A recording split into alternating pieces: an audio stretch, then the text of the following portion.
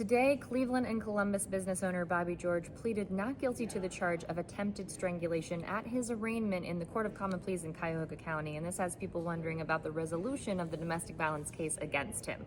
I know that attorney Kevin Spellacy did tell Cleveland.com that Bobby George would be pleading guilty at the arraignment, but that's not typically how the process plays out.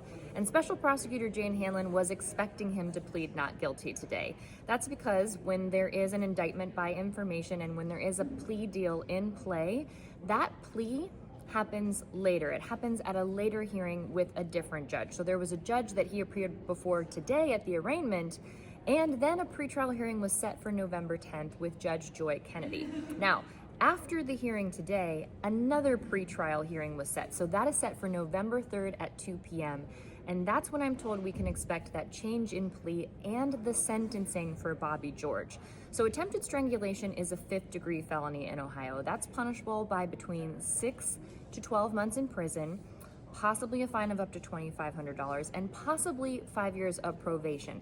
Any of those things are on the table. So what will happen in the next steps in this is potentially the prosecution and the defense could present a joint proposal, a joint agreement to the judge, Judge Joy Kennedy in this place.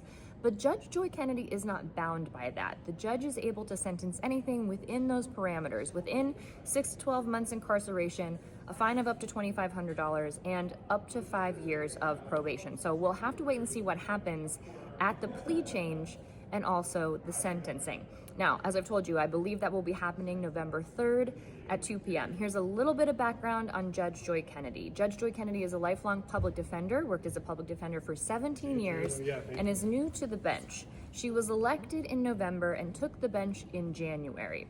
So not a lot of information out there on how we can expect Judge Kennedy to sentence Bobby George, but we will know sooner rather than later. You can follow here for more legal news.